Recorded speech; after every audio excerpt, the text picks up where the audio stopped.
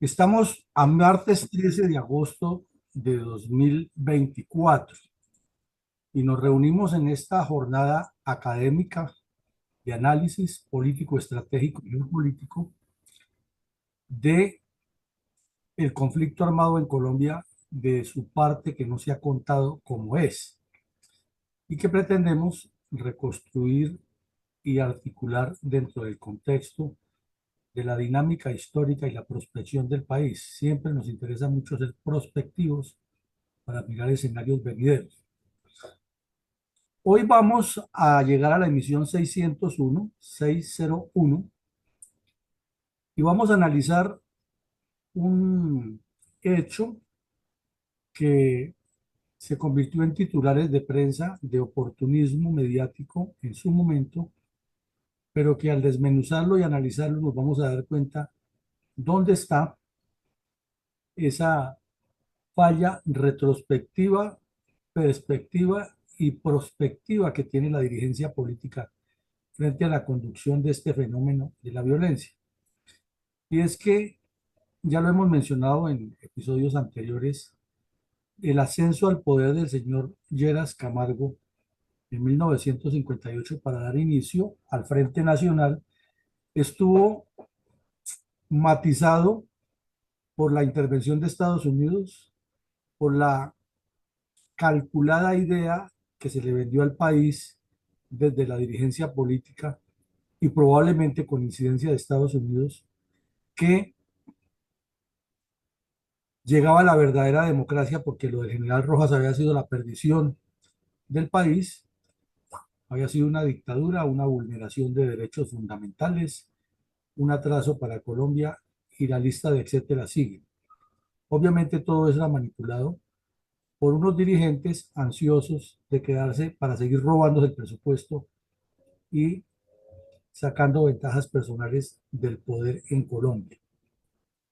Entonces, durante la luna de miel que él mismo construyó y mantuvo construida con la opinión pública a partir de una narrativa muy conveniente para sus intereses y los de los políticos liberales y conservadores, eh, un mes después de haber subido a la presidencia y hablar de que era un remanso de paz su gobierno y que en cambio el general Rojas Pinilla haya sido el malo, todos los grupos bandoleriles de tendencia izquierdista, derechista, liberales, conservadores, collarejos, godos, cachiporros, como los llamaran, pelaron el cobre. Y uno de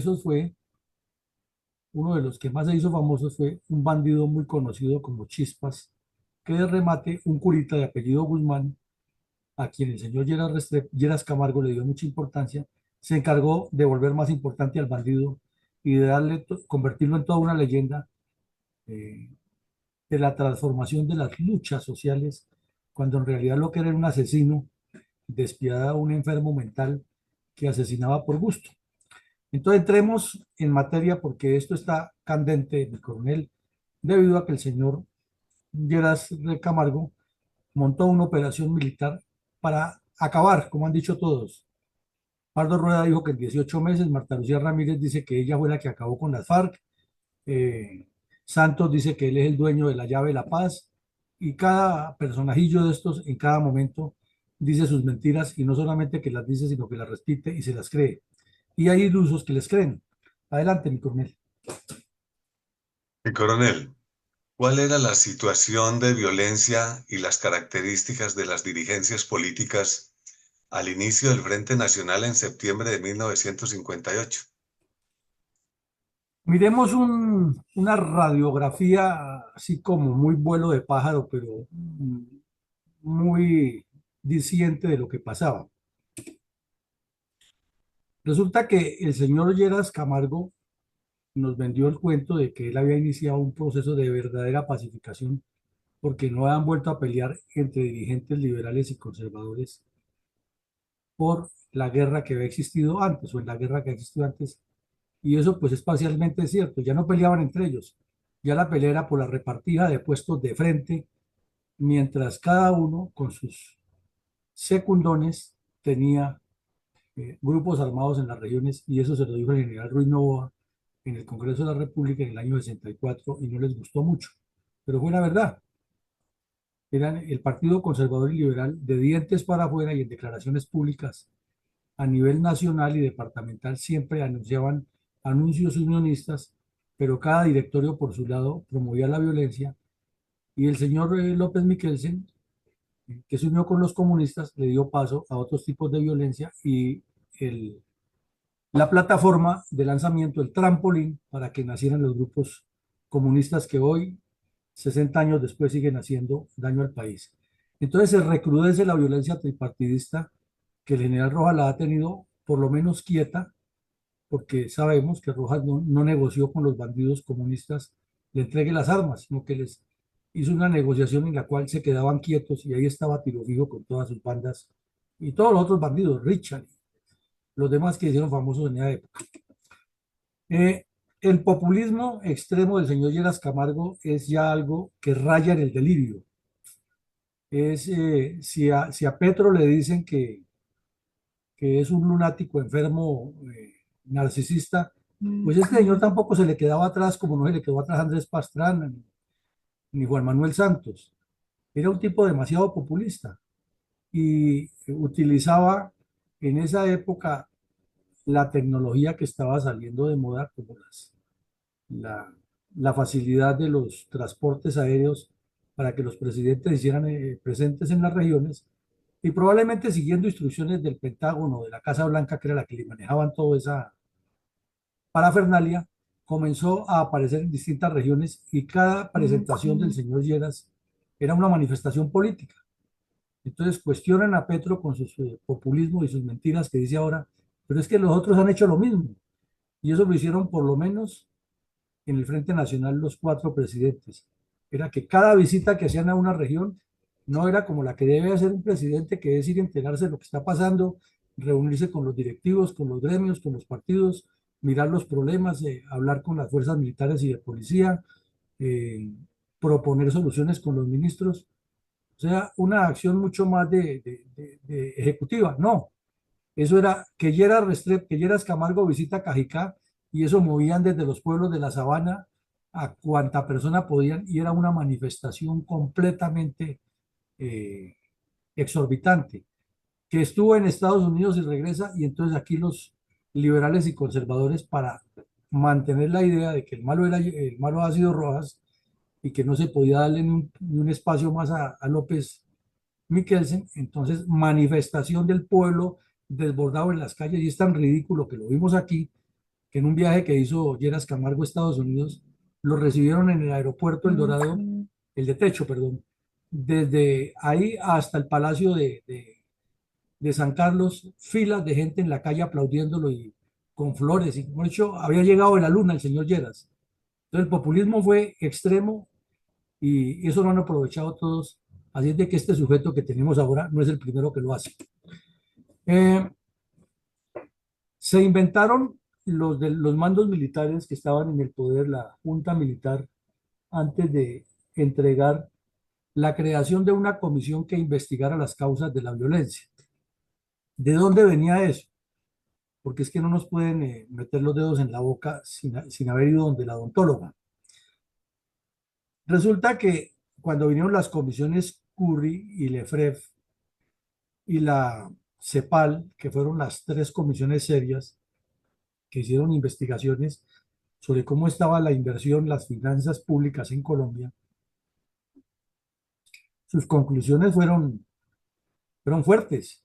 Y por ejemplo, en la del francés, la del curita francés, que era muy tendiente al lado marxista, les puso en el informe algo así como que cómo se justificaba que un terrateniente tuviera no sé cuántas hectáreas por cabeza de ganado disponibles para que ese moviente viviera y que en Bogotá o en Cali o en Medellín, Barranquilla, Cartagena, vivieran 10 personas hacinadas en un inquilinato, en una sola habitación, eh, sin ninguna potencialidad de adquirir los alimentos, mientras este animal tenía todo, y fuera de eso el consumo era para un sector nomás de la sociedad porque no la tenían.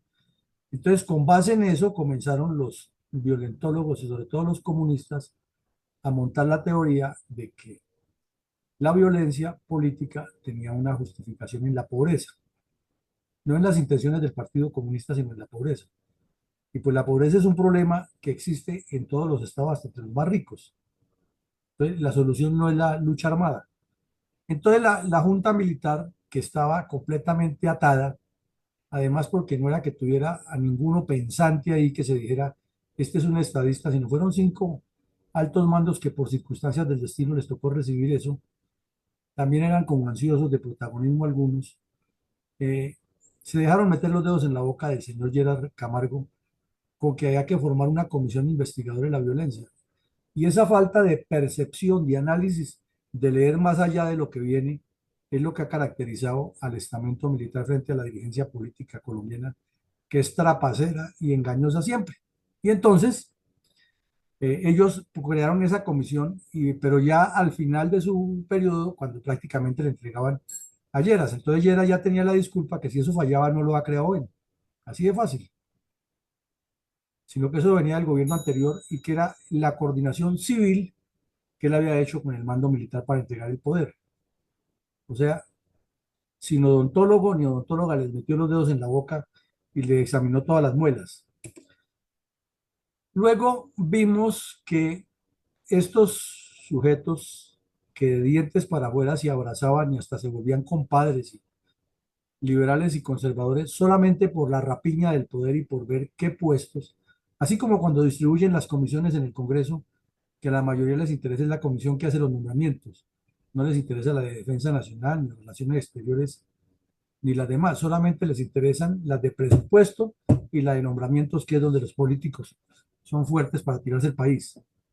Igual hacían estos. Si le preguntaban, como lo veremos hoy, al señor Valencia, que ya se creía también candidato desde el 58 para el 62 y efectivamente lo fue, elogiando a Lleras Camargo como el mejor presidente del mundo, así como Paloma Valencia, la nieta de él. Uribe es el mejor presidente del mundo. Entonces, el abuelo también decía lo mismo. Lleras Camargo es el mejor presidente del mundo. Que lo sintiera de verdad, no. Él lo que estaba era aclimatando que todos los liberales votaran por él en la siguiente elección para ser el presidente. Que los conservadores en el Cauca, en Antioquia, en Santander, estaban promoviendo sus grupitos armados para matar gente. Claro que él lo sabía. Claro que lo sabía porque era dirigente del partido. Pero él no tenía nada que ver porque él estaba hablando de la unión. Y los del otro lado hacían lo mismo, ¿no? No es que estuviera solo. Eso tuvo una característica en ese momento, es que el MOEC, que lo dirigía un docente de la Universidad Nacional, fuera cogiendo fuerza y entonces todos los estudiantes, entre los que estaba Jaime Bate Mancayón, que habían sido los manipulados por el Partido Comunista y por Alfonso López Miquelsen, por los mismos liberales de Lleras y hasta por los conservadores, estuvieron metidos ahí con esos jóvenes para tumbar a Rojas. Y luego, pues esa gente hizo el mismo argumento que han tenido siempre los comunistas. Nosotros utilizamos eso como un medio para llegar al fin, pero somos comunistas y crean el MUEC, que es como la vertiente de la nueva generación de guerrillas comunistas a partir de 1960. Entre tanto, ya lo hemos explicado largamente, el señor López Miquelsen y el MRL están construyendo su narrativa de la unidad de los pobres, de los oprimidos, de la lucha entre liberales y comunistas contra la dirigencia de los capitalistas y los aristócratas. Y el pueblo fue tan inocente que le creyó al señor López Michelsen siendo de los mismos, y él lo que estaba haciendo era la misma jugada que nosotros, pero tratando de dividir al pueblo y llamarlo para acá. Y ahora que Petro hace lo mismo, entonces nos rasgamos las vestiduras y no nos damos cuenta que es que esa ha sido la dinámica permanente de nuestra historia. Pero los que sí estaban ganando muy bien espacios eran los del Partido Comunista Colombiano, porque ellos sí sabían que el tema no era el MOEC, que el tema no era el señor López Miquelsen, que el tema no era el MRL, que el tema era que entre más trapacerías hicieran los dirigentes liberales y conservadores, más espacio ganaban ellos con su construcción revolucionaria en las repúblicas independientes que estaban gestando en Marquetalia, Río Chiquito, El Pato, Guayavero, el Ariari, el Biotá, el Carare, y hasta en Urabá, desde tiempo A, con un trabajo persistente que lo han hecho muy bien para ellos y pésimamente productivo para Colombia. Y veíamos también el país con unos niveles de desarrollo muy bajos, porque el que había transformado a Colombia se llamaba Gustavo Rojas Pinilla. Habíamos salido de un escenario casi colonial a entrar en los primeros pasos hacia un escenario de desarrollo a la altura del siglo XXI, y del siglo XX, perdón, pero con base en lo que estaba sucediendo y en la doble moral de los dirigentes políticos, la violencia estaba recrudeciendo y de remate el Partido Comunista metiendo base. Esa es la cruda realidad de lo que estaba pasando en septiembre del 58, que parece que se nos quedó pegada en el tiempo y de ahí no hemos avanzado, porque todos los escenarios que vemos aquí se repiten, pero con distintos personajes. Adelante, mi coronel. Mi coronel, ¿en qué consistió la gran operación militar iniciada en el departamento del Quindío como respuesta a la violencia tripartidista a comienzos del Frente Nacional en septiembre de 1958?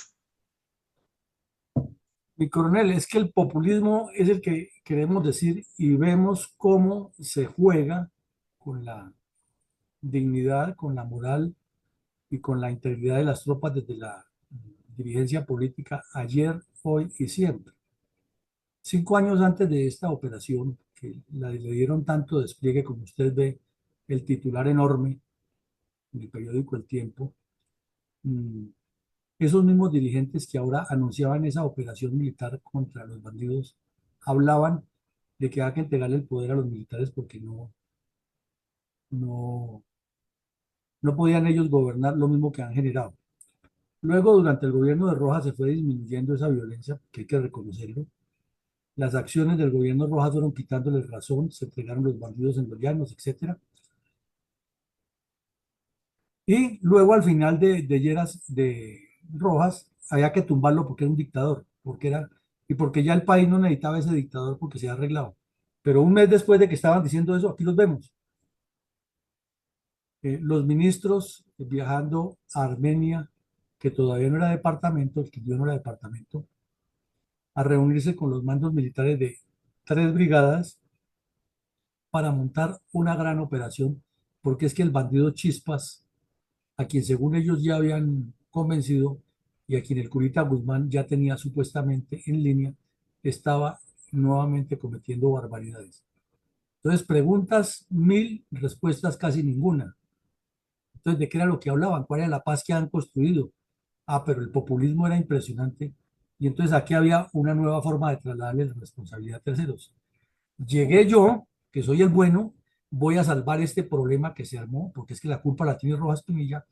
Entonces, el resurgimiento del bandolerismo tripartidista no es por la inacción de los políticos y por las cochinadas que han hecho ellos, sino es porque el general Rojas no pudo pacificar el país. Entonces, ahora sí me toca a mí, que soy el nuevo presidente, ponerle orden a esto y llamar a los comandantes de 3 brigadas y ordenarles una operación monumental. Y cuando uno lee lo que pasó en esa operación monumental, no había tal. Era la continuidad de las operaciones que estaban haciendo las 3 brigadas, solamente que el ministro de Guerra en ese momento, que era el general Hernández Pardo, los reunió para que cada uno le contara a estos ministros y les dijera dónde estaba la realidad del problema y que dejaran de hablar paja y se dedicaran más bien a realizar proyectos de desarrollo y de integración de las comunidades para evitar que ese incendio en esa pequeña pradera se extendiera en todo el territorio nacional, pero que desde luego se iban a hacer ya unas coordinaciones más conjuntas con la nueva política que traía el general Hernández Pardo, que tenía el general Ruiz Novoa, que en ese momento era el jefe de Estado Mayor Conjunto, y el comandante del ejército, que era el general Villamizar, tenían una propuesta ya más integrada de que participara el gobierno, ya que estaba hablando tanto. Pero ustedes ya se imaginan que a estos ministros lo único que les interesaba era que los vieran ahí, primero para seguir pelechando en el cargo, porque eso es muy bueno. Ser ministro o ser senador en Colombia es un negociazo.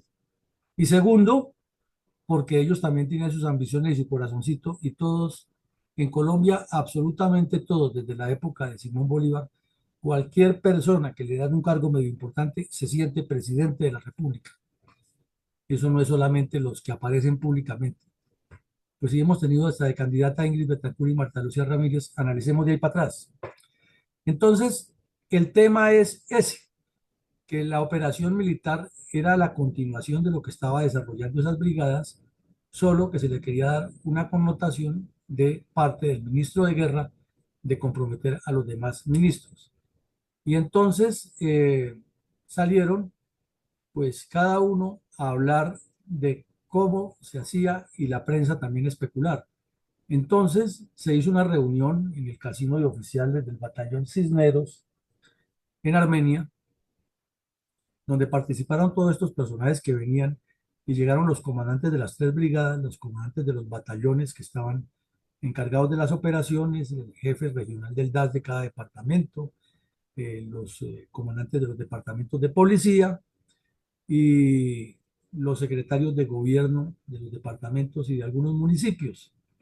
Entonces la prensa inmediatamente llamó el cabildo abierto, porque la idea del general Hernández Pardo era que cada uno aportara lo que considerara importante para una integralidad, o sea, para combatir el problema con base en lo que ha propuesto las tres misiones que han venido a Colombia, con base en el estudio que ha hecho el general Ruiz Novoa como jefe de Estado Mayor Conjunto y con base en la propuesta que tenía el ejército de que la pelea no era solamente militar, sino que tenían que estar metidos los demás entes del Estado con acciones prolongadas en el tiempo.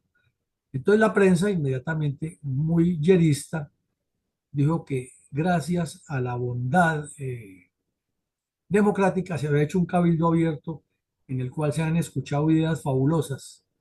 Y entonces luego toda la respuesta, como era de esperarse, resuelvan a los militares. Entonces acción militar y eh, presencia del batallón Codazzi en tal región, presencia del batallón Cisneros en tal parte, del batallón Ruque en tal parte, el Rifles en tal parte. O sea, como se dice coloquialmente, se distribuyó la lechona, pero al final los únicos que estaban cumpliendo y poniendo la mano a la acción eran los militares y entonces se anunciaba que a partir de ese día el gobierno, ya no los militares, sino el gobierno con el elemento militar iba a traer ríos de maná, leche y miel al norte del Valle y al Quindío. Eh, de remate, entonces el comandante de la sexta brigada, que era el coronel Berrío Jaramillo, que también hablaba más de la cuenta, dijo que se iba a actuar sin contemplaciones. Y el ministro de gobierno dijo inmediatamente que había instrucciones a los alcaldes porque ahora había una nueva dinámica. Y el ministro de Justicia, que no podía perder la oportunidad, entonces dijo que desde su cartera se habían creado unas comisiones de investigaciones especiales. Conclusión de la película, el cierre de todo esto, más de lo mismo y un preámbulo de lo que escuchamos ahora, que lo llaman los consejos de seguridad y se nos hace estar escuchando en este momento al señor Molano de ministro de Defensa cuando llegaba a las unidades hace 2, 3 años y decía, es que vamos a traer más tropa, vamos a incrementar, ya hay la orden de que muevan un batallón, ya no sé qué, y es que el problema es que esta guerrilla iba por allá a Nariño y decía, el problema es que esta guerrilla es entrenada y protegida en Venezuela. Y se le volvió disco rayado el cuento de Venezuela y el aumento de pie de fuerza. Y entonces nos ponemos a ver y es que siempre ha sido lo mismo y ha sido una dinámica repetitiva. Adelante, mi coronel. Mi coronel, ¿qué lectura tienen las afirmaciones del entonces gobernador del Viejo Caldas y hoy jurisdicción del departamento del Quindío, Gilberto Arango Londoño, acerca de la situación de orden público en su departamento? Bueno, mi coronel, es que ahí está, esos son los que le hacen daño a la nación. Resulta que se hace semejante espectáculo en la sede del departamento de Caldas más afectada, que era la zona del Quindío. Y vienen los ministros de Estado Vienen los militares, viene la policía y vienen porque es que la violencia eh, en el primer mes del señor Lleras se desató en forma exagerada en esa región. Y entonces se hace semejante reunión, el gobierno anuncia toda esa publicidad que hemos visto y se le descarga una gran responsabilidad, no a una, sino a tres brigadas sobre el mismo sector. Y este señor tiene la cachaza, que él es el que preside la reunión, o el dueño de la casa, el dueño de la reunión, que luego de que se habla todo eso, sale a los medios de comunicación y dice lo contrario, que le pide a los medios de comunicación y al país moderar las noticias sobre lo que está pasando en el Quindío. Entonces, cualquier lego en la materia se pregunta, o esto lo dijo Cantinflas, o lo dijo Petro en la ONU, o lo dijo la señora Irene Vélez como ministra de Minas, o lo dijo Carlos Antonio Vélez cuando analiza que si un equipo gana los 7 primeros partidos del campeonato iría de primero en la tabla. Pero aquí hay un desfase. No hay lógica, no hay coherencia en lo que se dice. ¿Cómo es posible que el gobierno nacional, bien o mal, se vea obligado a hacer una reunión, dijéramos, de seguridad, como la llaman ahora, un consejo de seguridad? En ese tiempo, una reunión de altos dignatarios y funcionarios para estudiar y para tomar unas decisiones buenas o malas, pero tomar decisiones respecto a lo que está pasando, y el dueño de la casa salga con semejante insensatez diciéndole al país que no se preocupen, que es que las noticias son exageradas. Aquí hay algo que no cuadra. Adelante, mi coronel. ¿Qué sucedía en áreas rurales del municipio de Colombia, Huila, mientras el gobierno nacional enfatizaba la operación militar con 3 brigadas en el departamento de Quindío? Aquí vienen muchas cosas para analizar. Mientras el gobierno enfatizaba esa operación allí, el señor Echandía estaba haciendo sus pinitos y construyendo sus ambiciones de ser el presidente de Colombia, con base en su departamento que era el Tolima, y con la famosa frase que se volvió reiterativa, que se pudiera pescar de noche en el Tolima. Y el Tolima tenía una cercanía total con el Huila, de hecho era el Tolima grande históricamente. Pero mientras en Caldas llovía muy duro, la tormenta era muy fuerte en el sector de Quindío, el vendaval era más fuerte todavía en el Huila. Y el presidente Lleras, hablando cosas que no eran ciertas, de que él ya había llegado a pacificar el país, y los demás llevándole el cuento y los periodistas también. Y ese mismo día que estaban reunidos en, en Armenia, hablando de la operación intensa, las bandas comunistas que encabezaban los bandidos de la región del sur del Tolima y del norte del Huila, cometieron una pequeña masacre. No mataron sino 9 campesinos de filiación conservadora en el municipio de Colombia, Huila. No más. Entonces, eso nos demuestra que los politiqueros son muy hábiles para vender caramelos, para engañar a la gente. Pero es que no era solamente en el Huila, ahí mismo en la región donde estaban en la reunión ese mismo día hablando, en Montenegro, Quindío, a menos de 50 kilómetros del sitio donde estaban reunidos, en un sector que se llama Pueblo Tapado, un corregimiento, una cuadrilla de chispas vino y asesinó a 4 personas ese mismo día, eh, y luego se desplazaron para la Tebaida, que todavía es más cerquita a Armenia, y dejaron la razón para dónde iban. Dígale al gobierno que aquí estamos y que no nos venga a echar cuentos. Entonces uno se pregunta y analiza es cómo los medios de comunicación se prestaron para hacer esta publicidad y, y hacer visible este mensaje cuando la realidad en el terreno estaba mostrando otra. Y entonces nos preguntamos, hoy se critica a Petro que su paz total y que él va a la ONU y habla de la paz y que buscando el premio Nobel, y no estaban haciendo los mismos los de esa época, no hacían la misma cosa y no la hacía el señor Juan Manuel Santos. Entonces el problema es endémico, el problema es estructural, es de esa dirigencia corrupta y de quien llega allá, que ya sabe que todos esos son los mecanismos con los cuales se pueden repartir dulcecitos y mentir a granel. Mi coronel, ¿cuáles fueron las primeras medidas concretas derivadas de la visita de algunos ministros al departamento de Quindío, al mismo tiempo que se desataba la importante operación militar en los de Valle, Tolima y Huila contra bandoleros tripartidistas al inicio del Frente Nacional. Pues mi coronel, eso es como cuando se echen un sedazo mucho afrecho y al final lo que sale del sedazo es muy poco o nada. En síntesis, después de toda esa parafernalia y este bombo espectacular que vemos con grandes titulares en primera página y fotos de los prohombres de Colombia, quedó en que el señor Sea Hernández, que era el ministro de Justicia, iba a incrementar el número de jueces en la región, que fue lo mismo que dijeron en el Tolima, ya lo vimos aquí en otro episodio, y que las fuerzas militares echaban al hombro el problema y que desde los ministerios del gobierno central se iba a mirar qué apoyo se le daban a las regiones. O sea, nada. Conclusión, mucho ruido, pocas nueces o sonido de tonel vacío. Mi coronel, ¿por qué se especulaba que la cuadrilla de Teófilo Rojas Barón, alias Chispas, estaba sitiada? Porque al gobernador de Caldas, que acababa de decir que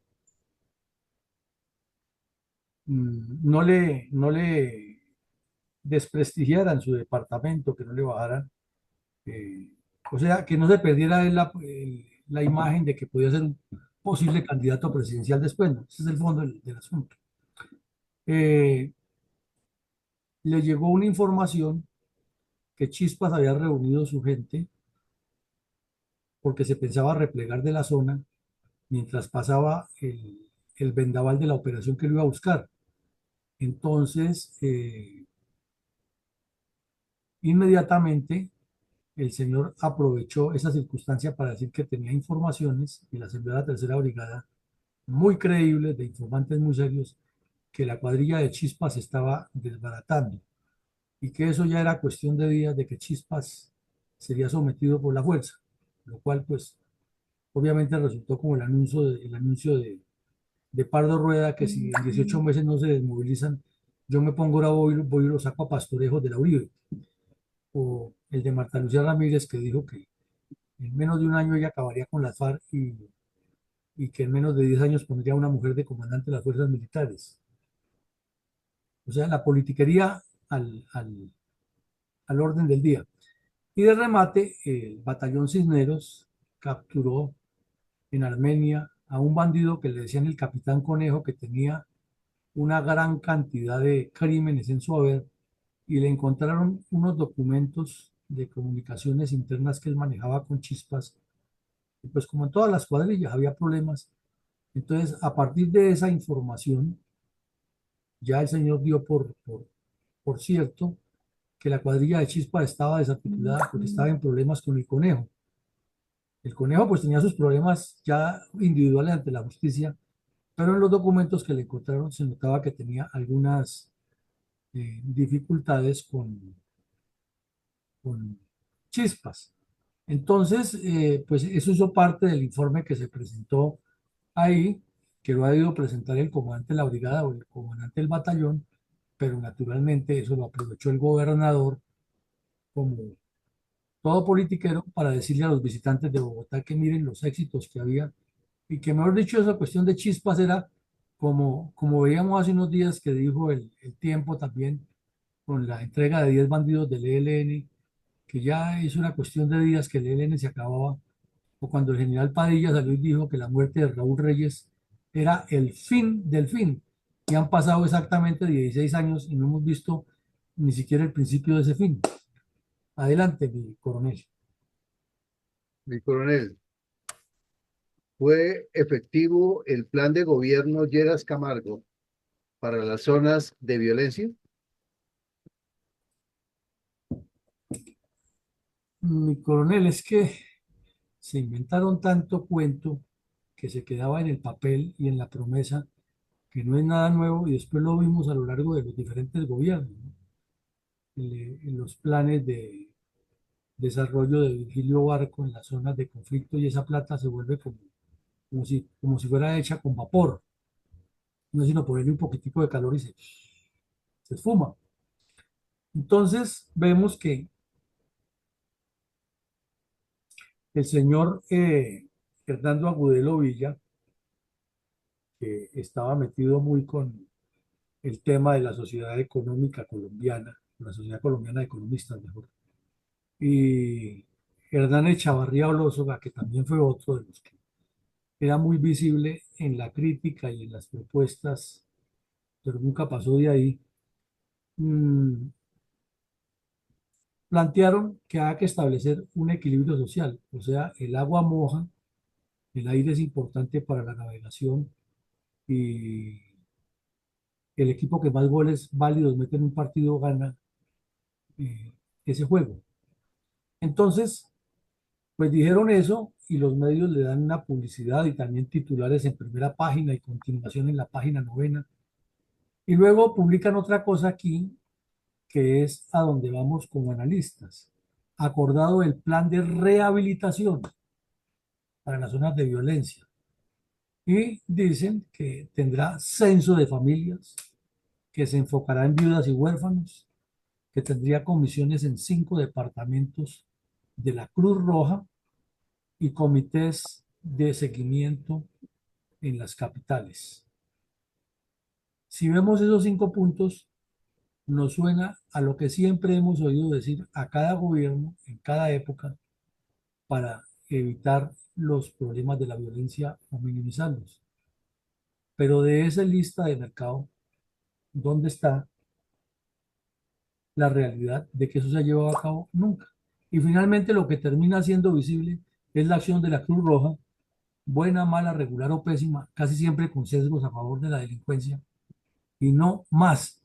Lo demás son burocracia, nombramientos, doctores de corbata, gastos en unos oficinas, en vehículos, en comisiones, en viajes, en pasajes, en reuniones, la Iglesia Católica buscando cómo se legitima, los, entre comillas, líderes regionales cómo se roban la plata de lo que se gira y los problemas que son estructurales para que esa violencia perdura siguen ahí porque además les conviene, ya que vendrá otro gobierno y hará lo mismo y siempre aparecerán los mediadores, al extremo que durante el gobierno del señor Santos le destaparon al ilustrísimo senador y hoy embajador y posible candidato presidencial Roy Barreras, que él estaba apuntando que una comisión especial de seguimiento en las capitales, que la vemos aquí, ya existía o existió en la época de Lleras Camargo, de la violencia, y claro que la del Valle tenía que manejarla el hijo de él porque no había nadie más quien manejara eso.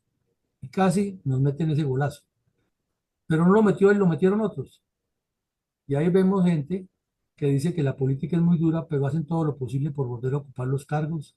Peñalosa de Alcalde en Bogotá, Dilian Francisco Toro de gobernador en el Valle, Fico Gutiérrez de gobernador en Antioquia, Santos de presidente, Petro de presidente, Uribe de presidente.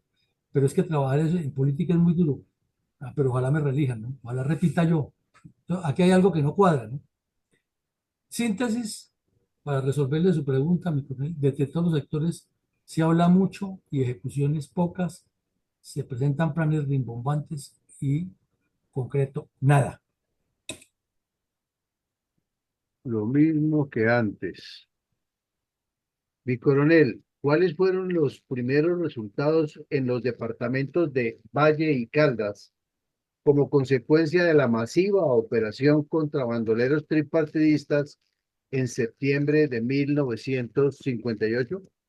Pues mi coronel, los días subsiguientes vemos que, mire, esta reunión fue a comienzos de septiembre, cuando hasta ahora ha completado un mes el señor Lleras, y los días subsiguientes se notan operaciones, pero todas militares, pero no vemos ningún plan de desarrollo, ninguna acción concreta que permita decir, eh,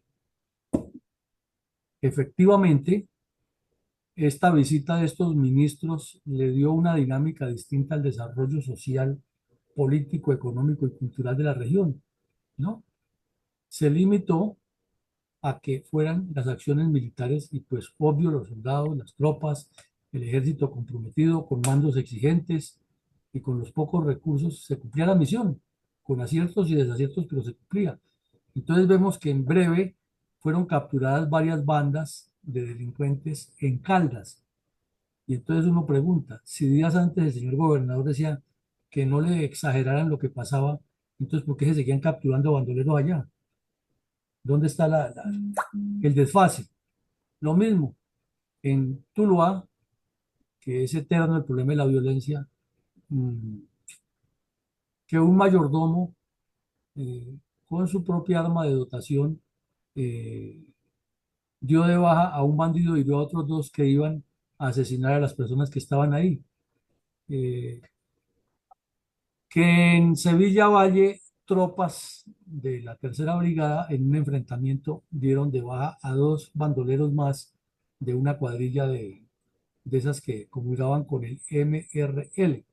Entonces, eso por hacer un pequeño barrido de los primeros días, porque de ahí para allá todo el tiempo fue igual ese toma y dame, eh, no resolvió en síntesis la anunciada acción del gobierno, sino que se terminó fue en la acción militar para tratar de combatirlo y poco a poco se le fue trasladando la responsabilidad hasta que llegamos al día de hoy, que los políticos son cuerpos gloriosos, no tienen nada que ver, sino ellos han hecho todo su gran esfuerzo, pero lo que falla es la fuerza militar, entonces lo mejor es hacer la paz.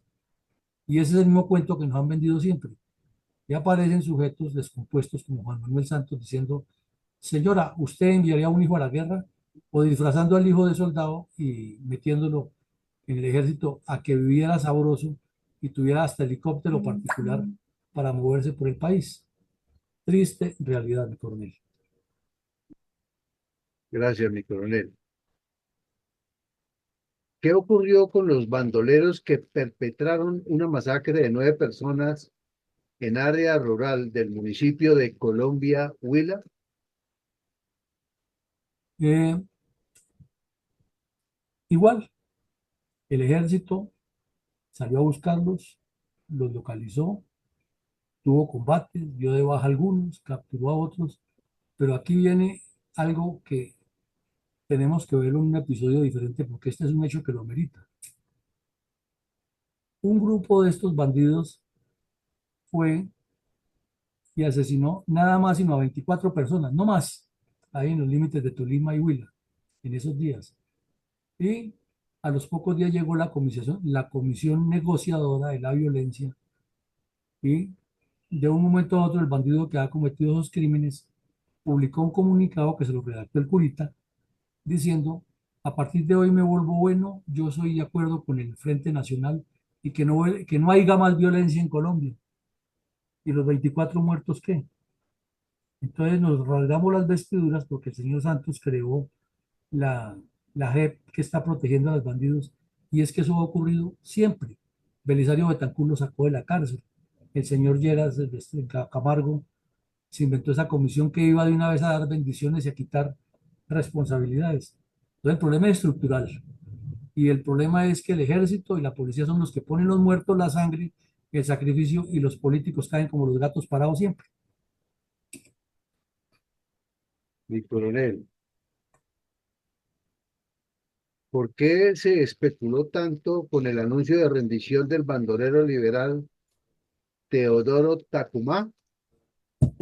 Porque, como lo dijimos, acababa de cometer semejante masacre, allá ocurrir semejante masacre que se les indicaba a él, y él estaba en una región que llama el Belú, Natagaima, Tolima, y parece que tenía que ver también con la masacre de Colombia Huila. Eso no quedó muy claro, pero era una de las posibilidades.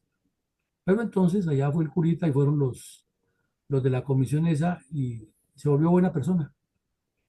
Ya, listo, de un momento a otro cambió de bando y entonces ya dijo que no volvía a cometer ningún delito y que invitaba a todos los campesinos del Tolima y del Huila a que se unieran al proyecto del Frente Nacional porque era la solución de la paz para los colombianos.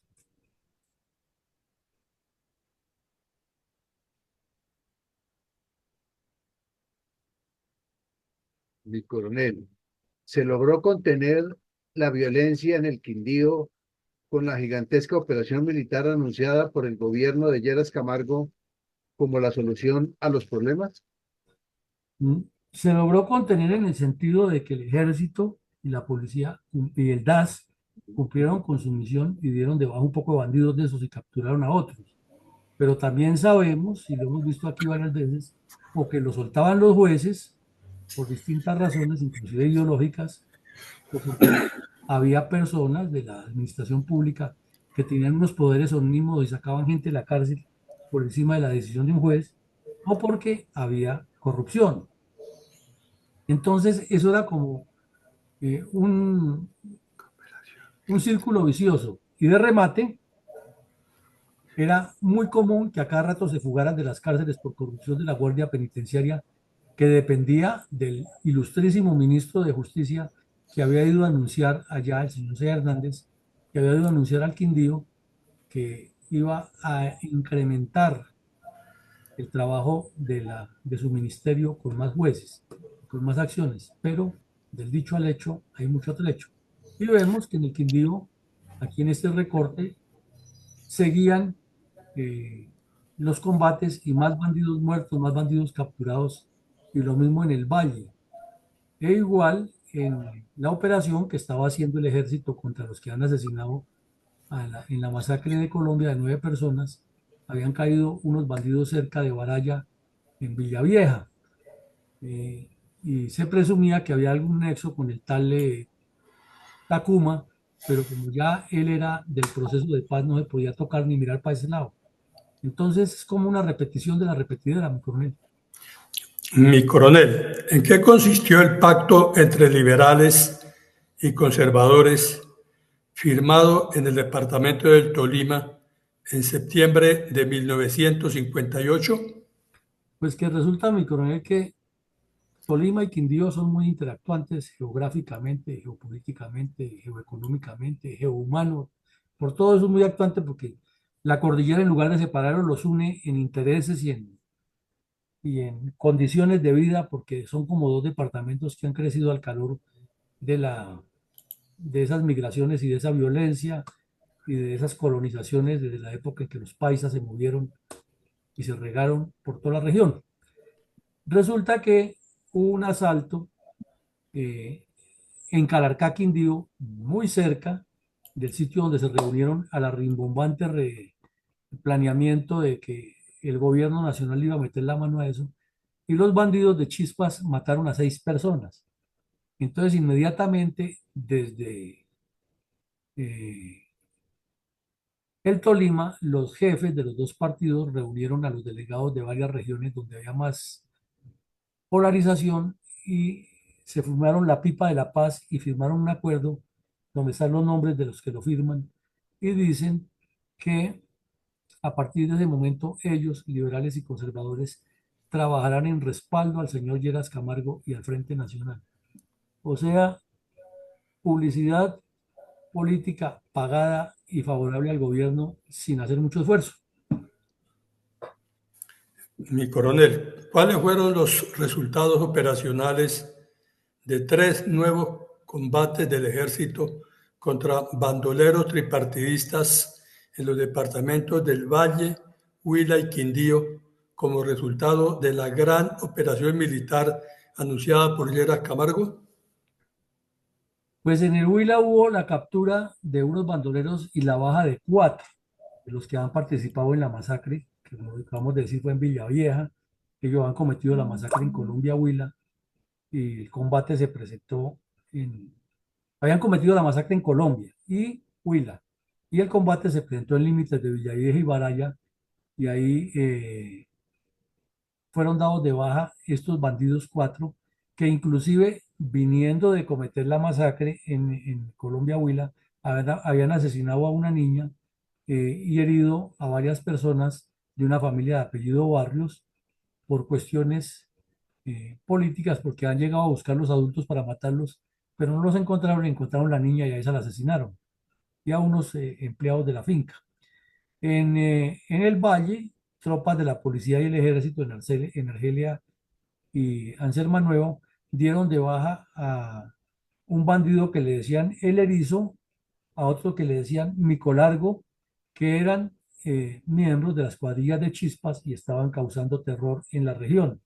Y en el Quindío, en la región de Córdoba, fueron dados de baja otros dos bandoleros de las cuadrillas que estaban en ese momento uniendo Chispas, Desquite y Sangre Negra. Entonces, volvemos a la pregunta, ¿cuál era la respuesta del Estado si mientras ocurrían esos tres combates en ese mismo día, otra cuadrilla de Chispas asesinaba a 6 personas en un bus y se veía que efectivamente las propuestas de esa reunión o ese acuerdo que se había hecho no estaban sino en el papel porque la realidad era otra? Mi coronel, ¿cómo estaba la situación política entre los dirigentes nacionales del bipartidismo tradicional en Colombia para septiembre del 58? Pues volvemos al tema, mi coronel. El asunto de los informes de las misiones CEPAL, Curry y Lefebvre tenían en jaque a ese y al que estuviera de gobernante le hubiera sido lo mismo, porque ya sectores de oposición, los sectores críticos, por lo menos académicos, siempre iban a cuestionar lo mismo, ¿no? Bueno, pero todo esto muy bien, pero es que el informe Lefebvre o el informe Curry o el informe de la CEPAL que nos obliga a organizar las finanzas para que no sean eso de que el presidente de la República es el poderoso y entonces él destina, gírenle no sé cuántos millones a tal región o tal otra, que infortunadamente siempre le han buscado el esguince y lo siguen haciendo, y entonces lo han hecho todos los presidentes últimamente, y este último que tenemos sí es campeón en esa metodología de manejo de los recursos del Estado. Entonces le pusieron sobre el tapete al gobierno ya por primera vez, que es algo importante, desde la oposición, no tanto de partidos, sino de opinión. Bueno, pero es que Colombia tiene unos índices muy bajos de educación. El esfuerzo que hizo Rojas Pinilla fue monumental, pero todavía tenemos un índice alto de analfabetismo, inclusive más alto que algunos países de Latinoamérica. Y nuestros índices de educación son muy bajos en comparación a casi todos los países del mundo. Entonces ya comenzaron a dar las explicaciones que era déficit de maestros, que era que las normales de señoritas no tenían los suficientes recursos ni la cantidad de personas, que la población estaba creciendo en forma geométrica y matemática, mientras la estadística del número de maestros no era suficiente, que no había escuelas, o sea, descubriendo que el agua mojaba, ¿no? Y sesión, claro, en el Congreso de la República, y entonces en medio de la sesión se aprovechaba para hablar de que el problema era el orden público, porque era que los liberales atacaban a los conservadores y naturalmente eran muy bien correspondidos en las afrentas por los conservadores, y luego los del MR le decían que ustedes lo que pasa es que son los responsables y la solución somos nosotros, y se salían del debate como suele suceder en Colombia en los análisis, que está hablando de un tema y la gente termina hablando de otro. Entonces, en medio de ese enredo, Valencia, que ya estaba pensando en ser presidente, y estamos hablando del primer mes del gobierno de Lleras Camargo, ya Valencia estaba diciendo, mi admiración por el presidente Lleras es indeclinable. Y 5 años antes se echaban la madre y se responsabilizaban de las muertes de los campesinos en las diferentes regiones de un lado a otro. Entonces, ¿cómo hace uno para creerles todo eso? Pues lo traemos aquí a colación y lo ponemos en primera página para que nos demos cuenta que el problema es de esa dirigencia, porque de ahí surge y se desprende lo demás. Claro, mi coronel. Ahora, vistos los anteriores orígenes de la violencia política colombiana, ¿hay esperanzas de que Petro logre algún acuerdo de paz con los actuales grupos de bandoleros comunistas? Mi coronel siempre dicen que la esperanza no es un método, pero que es lo último que se pierde, ¿no? Y que se puede perder el dinero, que se pueden perder los recursos, pero que si no se pierde la esperanza, hay alguna posibilidad. Pero realmente viendo esta dinámica en la que viene inmersa Colombia, ese corcho en ese remolino en el que hemos estado durante tantos años y que no es de ahora, nos parece utópico pensar que este señor que es de los mismos y negociando con bandidos experimentados, y fuera de eso, con padrinos de esa negociación, como la narcodictadura cubana y la narcodictadura venezolana, pues simplemente será la repetición de la repetidera y no habrá nada positivo para Colombia de lo que se pacte allí entre estos sujetos. Mi coronel, honremos a los colombianos víctimas del terrorismo comunista, entonando un minuto de silencio en su memoria.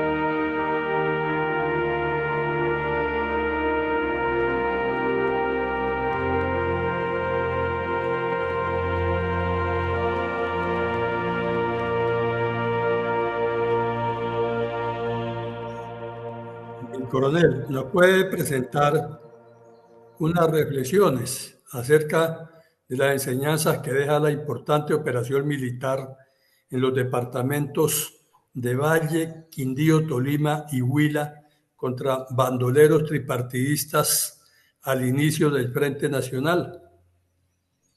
Y con él, pues se podrían hacer muchísimas, ¿no? Tanto reflexiones como conjeturas, como conclusiones, pero enfoquémonos en una sola para redondear esto, y es la responsabilidad prospectiva que desde luego demanda mucha seriedad de la dirigencia política, pensando en el futuro del país, que es lo que no se ha visto ni antes ni ahora y de pronto ni después por mucho periodo, porque es que no tenemos planes estructurales.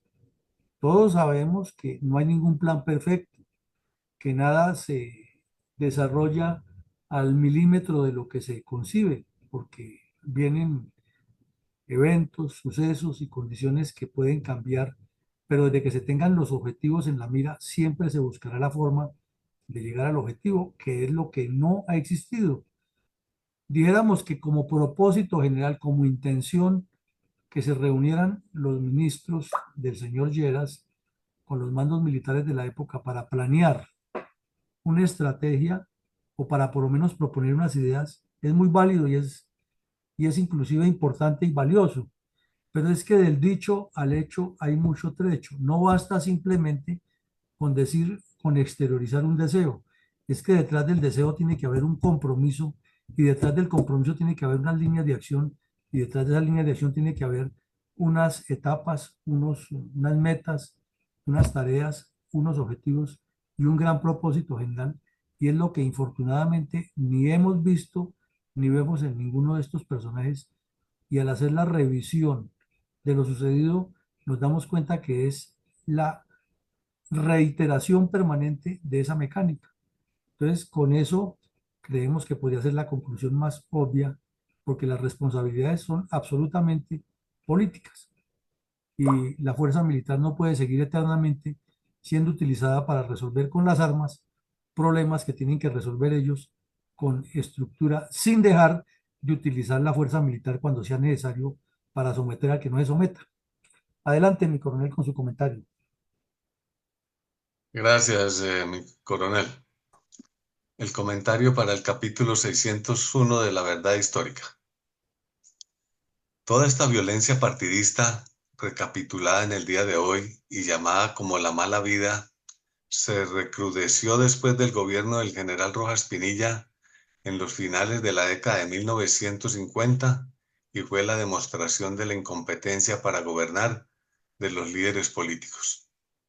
Los que conformaban la hegemonía bipartidista, conservadora liberal, que firmó el pacto llamado Frente Nacional, donde se comprometieron a alternarse la presidencia cada 4 años, con el agravante que dejaron por fuera los simpatizantes del minoritario pero muy violento Partido Comunista, quienes revivieron con mayor agresión la ya violencia tripartidista, la misma que acontecía antes del gobierno del general Rojas Pinilla, como lo testimonia en el día de hoy la verdad histórica de la Fundación Excelencia, Liderazgo y Transformación, la que no han contado la Justicia Especial para la Paz ni el informe de la verdad del jesuita Francisco de Rux. Las regiones más afectadas fueron los departamentos del Viejo Caldas, Norte del Valle, Tolima y Huila. Para este tiempo, la principal función de los partidos políticos y sus caudillos era el de aclimatar la paz, primordialmente en las áreas periféricas y rurales de la nación, pues al fin y al cabo, después del violento Bogotazo, las principales ciudades se habían repuesto de esa gran hecatombe y reconstruido su funcionamiento casi normal en todas sus actividades. Mientras que en el campo continuaba la confrontación con mucha indiferencia de los citados líderes políticos. Con la culminación de la autoridad militar en la presidencia del general Rojas y el de la Junta Militar de Transición, y con el retorno al poder civil, la violencia revivió. Esto obligó a las Fuerzas Armadas a ejecutar grandes y múltiples operaciones militares apoyando al recién establecido gobierno civil. Este esfuerzo, con mucho sacrificio militar, indujo a evidenciar a los novatos presidentes de turno que el manejo del conflicto no era solo de armas y muertes, sino de adecuados proyectos políticos de naturaleza social y desarrollo. Razón por la cual los militares propusieron iniciativas como el llamado Plan Lazo de Acción Cívico-Militar.